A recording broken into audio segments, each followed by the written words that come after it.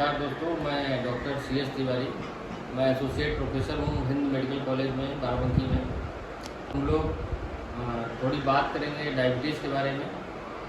Diabetes क्या होता है, इसमें हमें क्या रेगुलर चेक करना चाहिए, हमारा टारगेट क्या होना चाहिए ब्लड शुगर का, और अगर कंट्रोल नहीं करते हैं तो उससे क्या नुकसान हो सकते हैं। तो पहले डायबिटीज़ के बारे में बात करें। डायबिटीज़ है ब्लड में ब्लड शुगर का एक नॉर्मल लिमिट से अधिक बढ़ जाना। तो हम लोग कब कहेंगे कि किसी को डायबिटीज़ है, जब फास्टिंग ब्लड शुगर यानी खाली पेट की ब्लड शुगर 126 से ज़्यादा अगर है तो उसको बोलेंगे ब्लड शुगर। नॉर्मल लोगों का कितना होता है? नॉर्मल लोगों का 100 से कम होता है। अगर 100 से 126 के बीच में है तो इसको बोलते हैं प्री डायबिटीज़, यानी कि अभी डायबिटीज़ हुआ नहीं है लेकिन आगे चल के हो सकता है अगर लाइफस्टाइल चेंज नहीं करते हैं तो अगर फास्टिंग शुगर 100 से 126 के बीच में है तो ये प्री डायबिटीज़ होता है। अगर फास्टिंग शुगर 126 से ज़्यादा है तो इसे डायबिटीज़ बोलते हैं। ऐसे ही खाना खाने के बाद अगर शुगर 200 से ज़्यादा है तो उसको डायबिटीज़ बोलते हैं। अगर नॉर्मल लोगों का होता है 140 से कम होता है खाना खाने के 2 घंटे बाद, और अगर 140 से 200 के बीच में होता है तो उसको प्री डायबिटीज बोलते हैं। ऐसे ही एक टेस्ट आजकल सब लोग जनरल पब्लिक में भी मतलब जानते हैं, HbA1c टेस्ट होता है। ये 3 महीने का शुगर बताता है, 3 महीने का एवरेज बताता है। तो इसके जो वैल्यूज़ होते हैं लेस देन 5.5 नॉर्मल में होता है, और प्री डायबिटीज़ में 5.6 से लेकर 6.4 तक होता है pre diabetes, and more than 6.4 होता है डायबिटीज। तो ये ब्लड लेवल्स हैं जिससे कि हम पता कर सकते हैं किसी को डायबिटीज़ है या नहीं।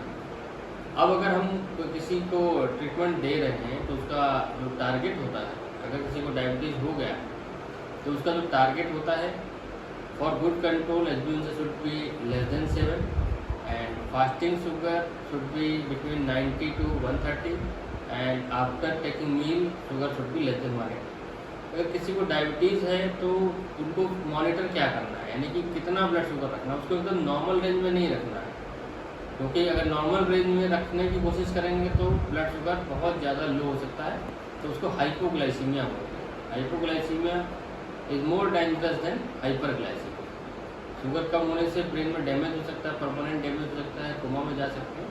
तो इसलिए टारगेट होना चाहिए खाली पेट की शुगर 90 से 130 के बीच में, जिसको डायबिटीज़ हो चुका है, जिसकी दवाइयाँ चल रही हैं, और खाना खाने के बाद 100 से 180 के बीच में, और HbA1c अराउंड लेस देन 7। तो अब हम बात करते हैं कॉम्प्लिकेशन क्या क्या हो सकते हैं डायबिटीज़ अगर कंट्रोल नहीं करते हैं। तो देखिए, जो मोटे मोटे तौर पे हम लोग डिवाइड करते हैं microvascular complication and macrovascular complication.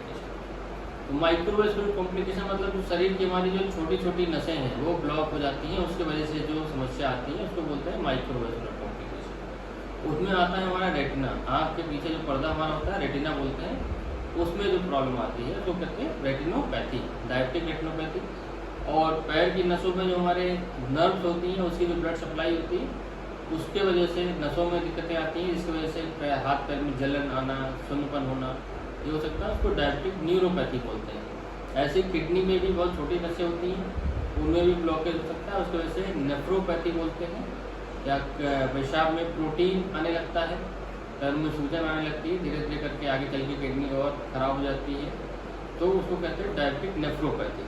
आगे चल के क्रॉनिक किडनी डिजीज में भी कन्वर्ट हो जाता है। ऐसे मैक्रोवेस्कुलर कॉम्प्लिकेशन लाइक ब्रेन में हमारे जो ब्लड वेसल्स हैं उनको ब्लॉक होने से सेरेब्रोवेस्कुलर एक्सीडेंट हो सकता है, यानी कि फालिज मारना, लकवा मारना।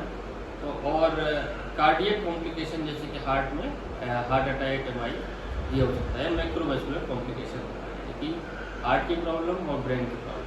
तो ये 5 तरह के कॉम्प्लिकेशन डायबिटीज़ की वजह से। बाकी कुछ कॉम्प्लिकेशन और होते हैं, जैसे कि शुगर बहुत ज़्यादा लो हो जाना, उसकी वजह से दवाइयाँ चल रही, उसकी वजह से बहुत लो हो गया तो हाइपोग्लाइसीमिया कम हो सकता है।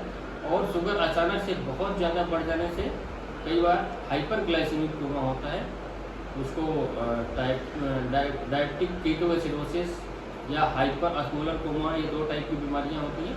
तो शुगर बहुत ज़्यादा बढ़ जाने से अचानक हो सकती है। तो ये कॉम्प्लिकेशंस है। इसके लिए आप सबसे पहली चीज़ होती है लाइफस्टाइल मॉडिफिकेशन। लाइफस्टाइल मॉडिफिकेशन बहुत ज़रूरी है। ये 50% जो रोल है शुगर कंट्रोल में आपकी लाइफस्टाइल का है। और अगर ब्लड शुगर लेवल आपका प्री डायबिटीज़ रेंज से ऊपर है तो केवल लाइफस्टाइल मॉडिफिकेशन से कंट्रोल नहीं हो पाता है, इसलिए इसमें कुछ मेडिसिन की भी सपोर्ट लेना पड़ता है। तो आप अपने नज़दीकी किसी भी डॉक्टर से दिखा के उसको ब्लड शुगर अपना कंट्रोल रखें और अपना कॉम्प्लिकेशंस का भी मॉनिटर करते रहें कि कोई कॉम्प्लिकेशन तो नहीं हो रहा है। उसके लक्षणों को पहचानें, हाथ पैर में जलन हो रहा है या पेशाब में आपके यूरिन का रूटीन टेस्ट कराते हैं, पेशाब में प्रोटीन तो नहीं आ रहा है। और आँख का अपना चेकअप साल में कम से कम एक बार ज़रूर कराना चाहिए। और जब भी आप अपनी आँख के डॉक्टर के पास जाएँ तो ये उनसे ज़रूर रिक्वेस्ट करें कि वो आपका रेटिना भी चेक करें। अदरवाइज लोग जाते हैं तो लेंस चेक करा लेते हैं, आँख का पावर चेक करा लेते हैं, आपका रेटिना नहीं चेक करते। उससे रिक्वेस्ट करें कि आप अपना रेटिना यानी कि उसको फंडस बोलते हैं, फंडस भी ज़रूर साल में एक बार ज़रूर चेक कराएं जिसको डायबिटीज़। Thank you.